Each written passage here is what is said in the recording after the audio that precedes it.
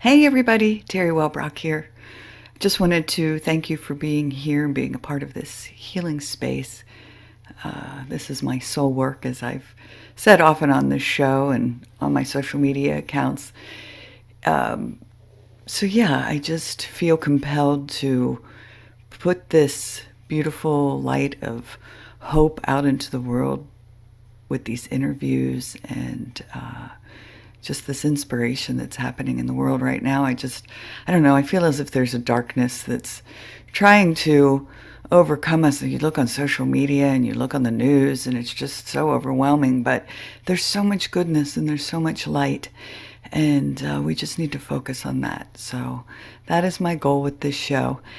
And again, I thank you for being here. Again, if you want to go to my academy.teriwellbrock.com. I have some courses on there, and I have some coaching that I've just started to utilize as well. So be sure to go visit that. Visit teriwellbrock.com, TeriWellbrock, and you can sign up for my monthly Hope for Healing newsletter. And be sure to go to the YouTube channel or the Facebook page or any of the audio outlets and subscribe. The podcast just hit downloaded in 100 countries. Woohoo! So that's a big milestone. We're now in 100 countries. All right. Well, this was a great interview coming up, so stay tuned. Welcome, everybody, to the Healing Place podcast. I am your host, Teri Wellbrock, and so super thrilled to have with me today Justin Caffrey. And Justin is recognized thought leader in mindfulness, resilience, and well-being. So welcome, Justin. Thanks, Teri. Thanks for having me. Oh, absolutely. We connected through Podmatch, which has been just an amazing resource for connecting me with folks that wouldn't really come across my radar normally. And I'm just so excited that I found you and that we've connected and you've agreed to come share your beautiful insights on the show. So thank you. Thank you. It'd be nice to share it. Yes. So tell folks a little bit about who you are and what you're doing. Sure. Thanks, Teri. So I'm now in my hopefully near final iteration. I work helping people in terms of coaching and therapy around stress, anxiety, depression, and dealing with loss. And I suppose when I say dealing with loss, I think the cornerstone of most people's challenges tends to be loss. And from my own side, my path started with losing my second child, my son Joshua.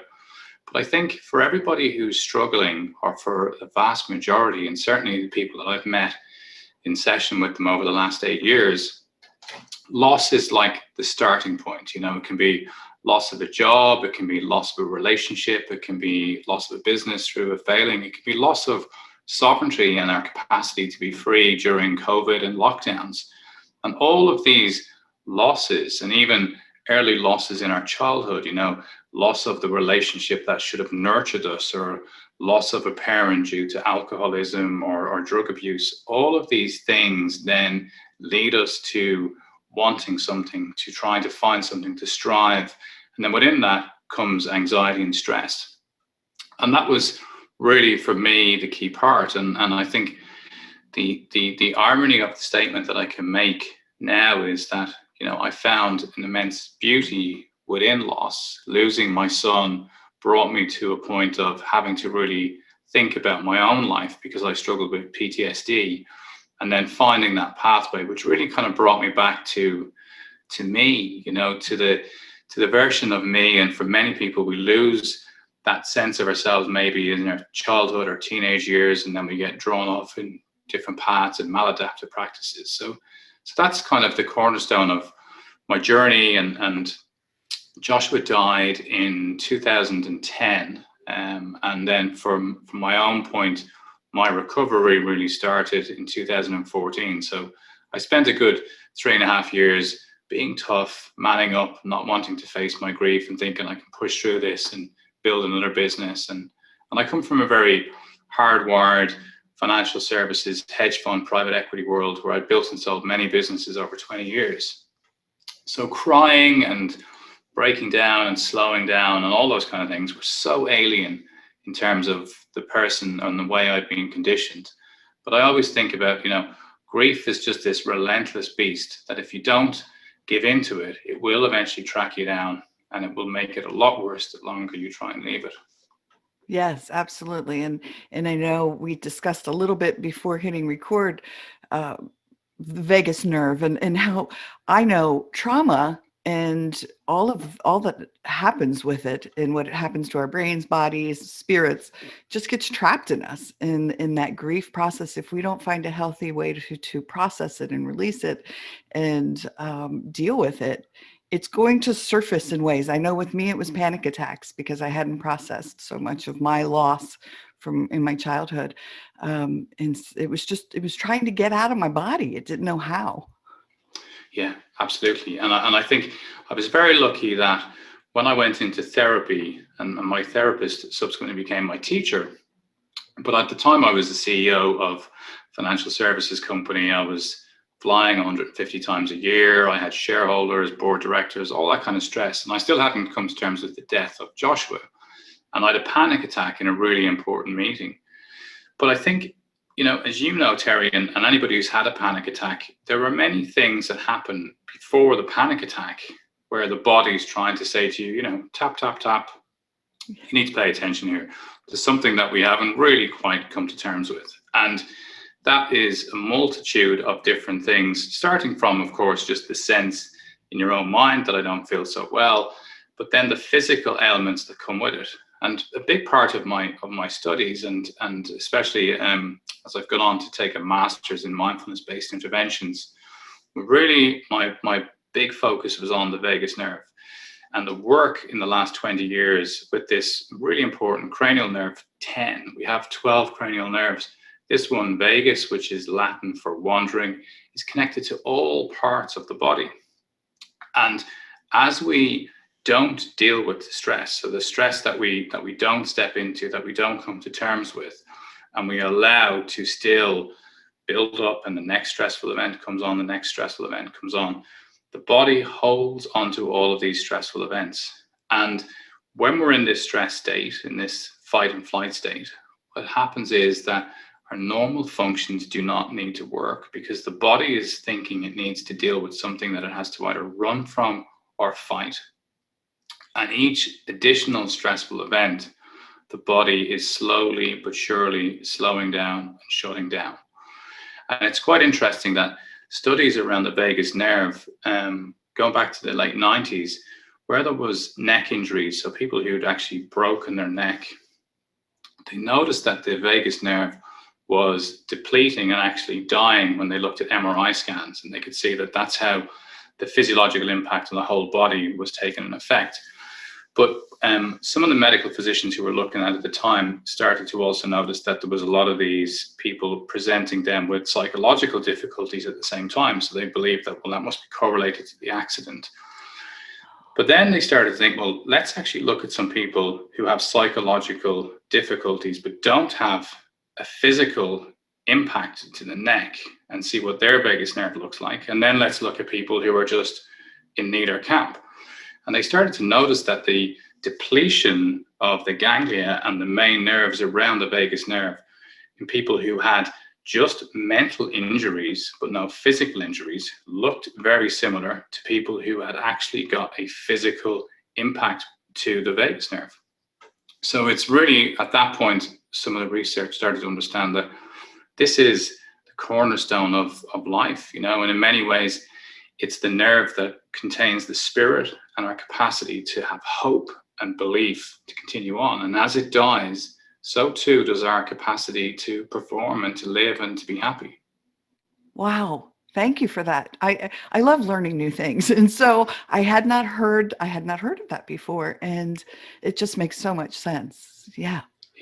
Yeah. So it is super important. And it's also super complex when you get into it, but in its simplest form, when we have our interactions in life, the body and the mind recognizes every interaction as, is this a threat to my life or is it okay?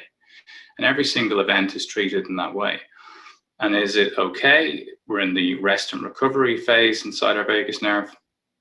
And is it a threat to my life? We're in the fight and flight response. And we should be 90% of the time in rest and recovery.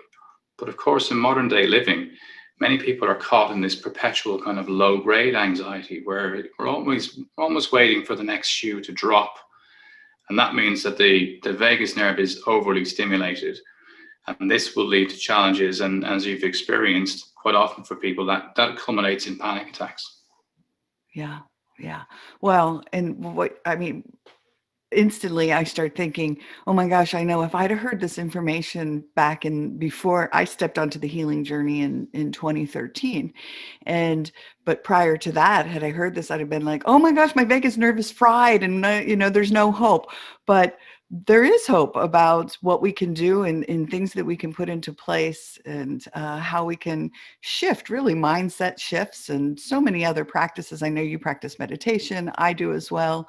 That can really have an impact on that nerve and what we can do to help relieve that stress. Absolutely. And I think what's really exciting about all of the data and the studies in the last 20, 25 years is that, first of all, the vagus nerve is part of the autonomic nervous system. So we always believed that we didn't have a capacity to intervene because it's autonomic. Okay, so it's managing our heart rate, our breathing, all of the systems that we need to be able to perform under extreme environments, or to go asleep, or to digest food. But what we have learned now is that where it can be overstimulated and bring you into a state of stress, we also have the capacity to bring it back. And I really like the expression of doing less to accomplish more. And this is what I teach when I'm working with companies and business people, that if you can actually slow down, and if you can unburden so much of what's going on in terms of your own stress and anxiety, your capacity to be more effective in terms of making decisions and clarity increases greatly. But equally, if you're just stressed and you're in burnout, as we would often call it, where, as you say, you feel like my vagus nerve is fried, there is a capacity to heal. There's a capacity to bring it back to homeostasis, to a capacity where it's working just as it should. And absolutely, meditation for me was a cornerstone of that. But so too is effective living, cutting out things that are unproductive, making sure that you make an assessment and understanding better of your diet, that you take care of yourself in terms of exercise, and that you slow down, because you can slow down and then you can speed up again a little bit. But you first of all have to heal. And to go back to the analogy again of the broken neck, I always say to people that when they're really stressed, try and think about what would it be like if you actually had a broken neck. You would accept that you need to lie down for quite some time, that you need to nurture and you need to nourish and take care of your body and your mind. And a mental stress and a mental injury is exactly the same. We just have to take care of ourselves. And of course we can recover. Yes. And I know, again, as a trauma survivor, slowing down for me was a horrifying thought, because then I'd be alone with my thoughts.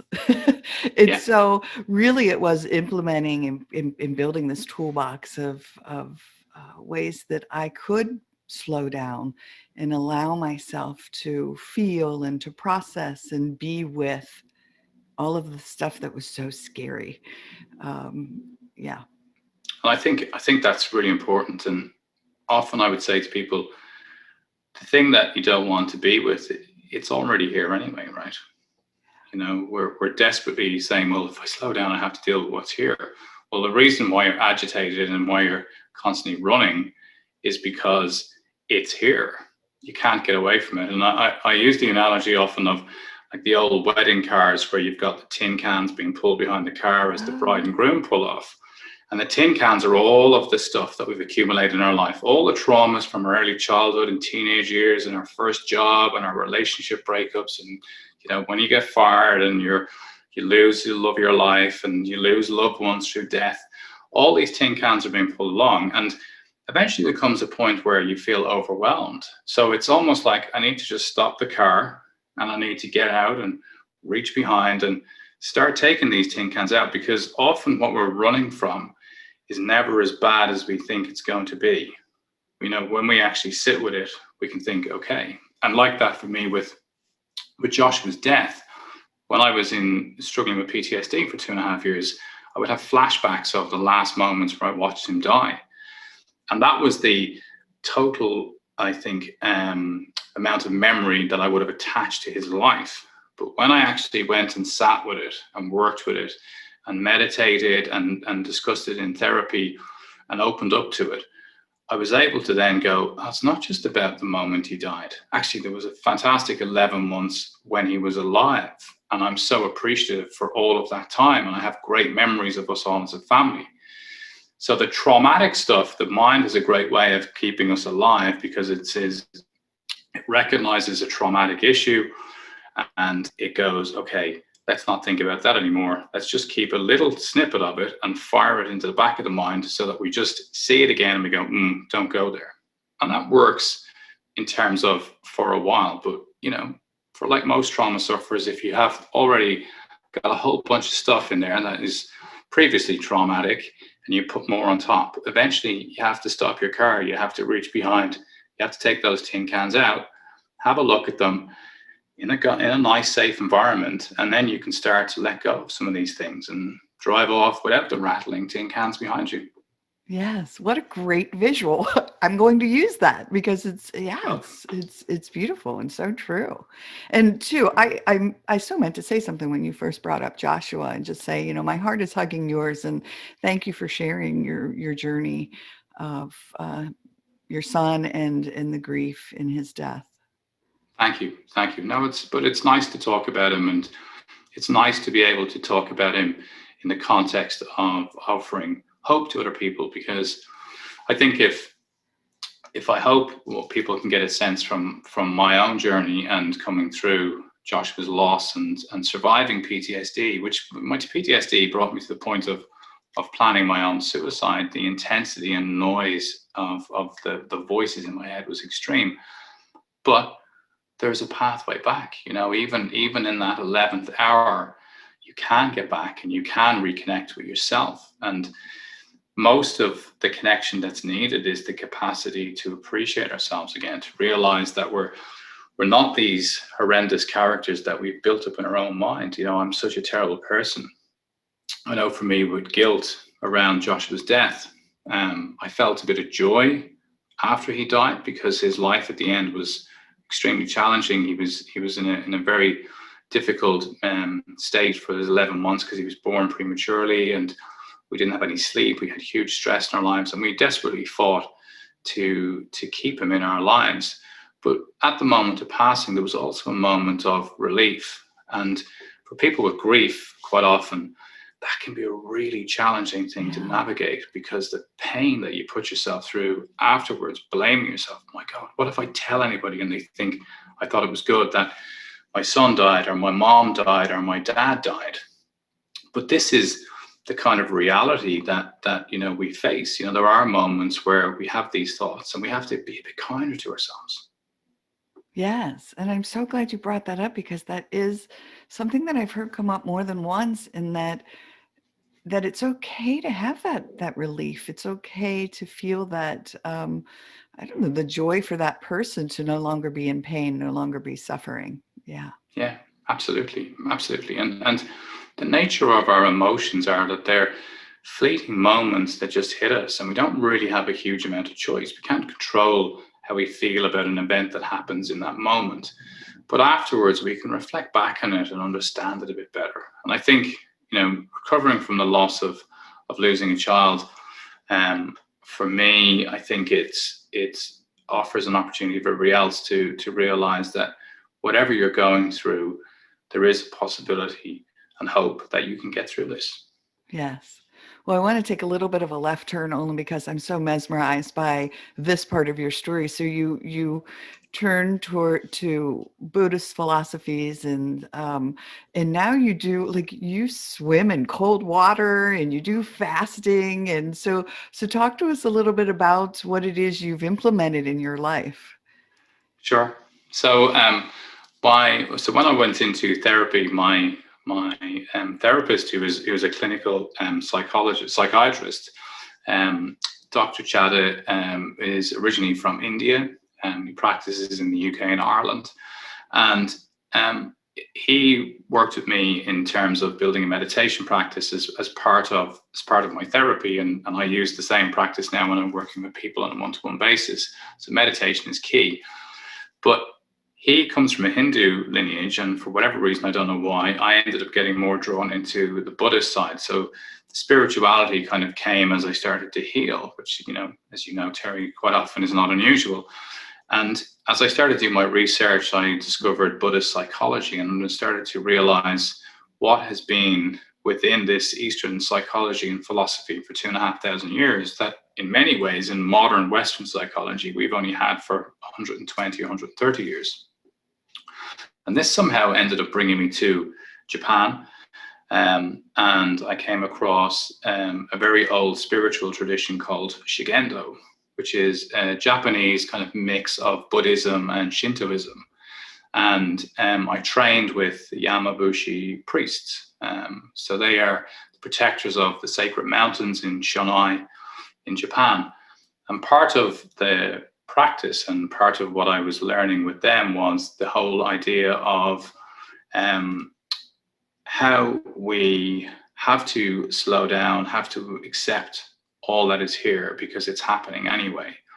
And part of that journey is a 5-day extreme pilgrimage where you're fasting and hiking for 8 to 10 hours in the mountains, and you're woken up at all times of the day and disorientated, and your watch is taken away and your phone is taken away. You're dressed in these traditional Japanese clothes of the Yamabushi, which effectively are the clothes, the robes that they would put you in to die, to go through your last burial ceremony.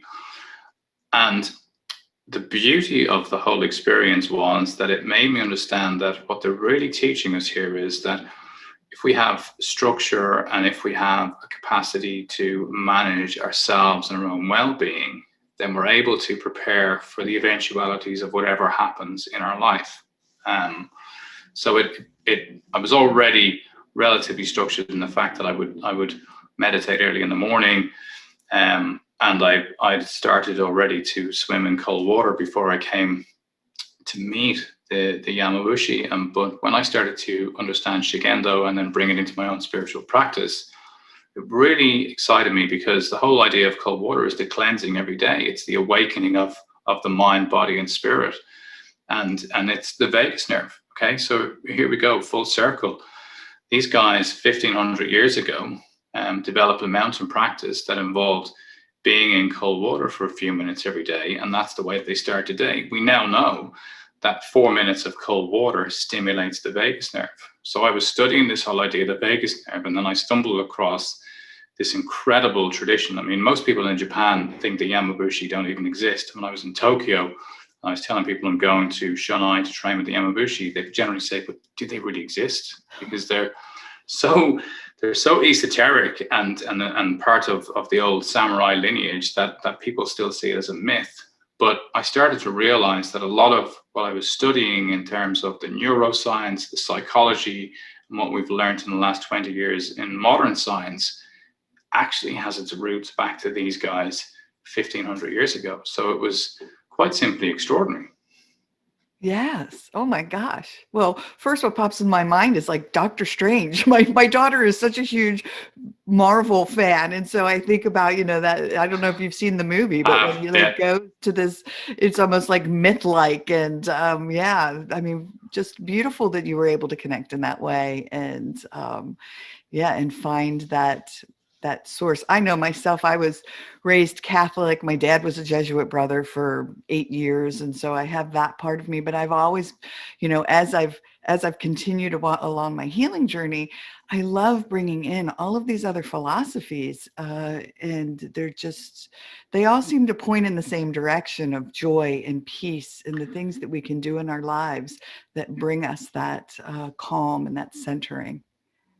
Totally. I was brought up as a Catholic as well, and I think all religions, in terms of that, hope to bring us to that point. the reason why I was drawn to Shigendo, which is the spiritual practice, and the Yamabushi, or the priest within it, is that it's, first of all, it's not a religion, it's a spiritual practice. And the core of the spiritual practice is one's connection to nature, and the fact that I'm nature, you're nature, and the planet is nature. So it's the harmony in terms of our equal existence on the planet with all other sentient beings. But Shintoism, which predates it, is such a beautiful part of Japanese culture and tradition, and it is just that idea of the connection to nature. And it's very similar to old Celtic practices in Ireland that predate Christianity, where we held great reverence in terms of the sun and the moon and the sea and the land. All these things are so important, and we knew that if we take care of them all, they take care of us. So again, it's so beautiful, especially in the context of where we are now in the global cycle, and what we see in the struggle to maintain this planet in the 21st century. Yes. Yeah. Beautiful. Well, I could sit here and talk to you. I told you before we hit record, we could probably have an 8-hour podcast because again, I'm so mesmerized by your work, and yeah, beautiful. So is there anything that you wanted to touch upon that we really hadn't had a chance to talk about yet? No, I mean, I think we've covered it all quite well. I mean, I think really just the main thing is to give people a sense of hope that, you know, there is a possibility to change. I mentioned to you at the start of a recording, I'm just recording and putting up some videos on fertility and sexual performance in terms of the vagus nerve as well, which is really interesting for people who are struggling, you know, especially from a male perspective. Talking about erectile dysfunction is like alien for most men to be able to do, but it's super important to be able to have that conversation, because it's when we open up and we start to understand it. You know, it's the tin can behind us again. You know, the lack of performance in itself brings stress. So if anybody's interested around the vagus nerve, there's a whole bunch of videos that you can access on my YouTube channel. So if you just look up Justin Caffrey on YouTube, you'll find some resources that hopefully allow some of your listeners to expand their journey a little bit. Wonderful. And that was my last thing to bring up, was how do people connect with you? And I know you have a course coming out in August, which is exciting. And so, yeah, how do people find all of that? Great. Thanks, Teri. Yeah, so you can catch me on LinkedIn, Justin Caffrey on LinkedIn, on Instagram, Justin.Caffrey on YouTube as well. Just search Justin Caffrey. It's great. My surname's a bit unusual, as is my first name, so it's pretty easy to find me. And yeah, I've got a course coming out in August. We bring together small cohorts of people who want to work together, and we do it over Zoom, and we do a whole lot of work around the vagus nerve, the nervous system, stress, anxiety. And then there's an online platform to work with you, so you get 15 hours of tutorials as well. So if you want to know more about that, just message me if you want to know more. Or there's a website called remotetribe.co.uk, and all about the course is also over there as well. Awesome. All right. Well, thank you so much for joining me today, for sharing your beautiful insights and your journey. Thanks, Teri. Thanks for everybody for being here. Absolutely. All right. Well, everyone, thank you for joining us today on the Healing Place podcast. And remember, until next time, be gentle with yourself. Thanks. Bye-bye. Hey, everybody. Teri Wellbrock again.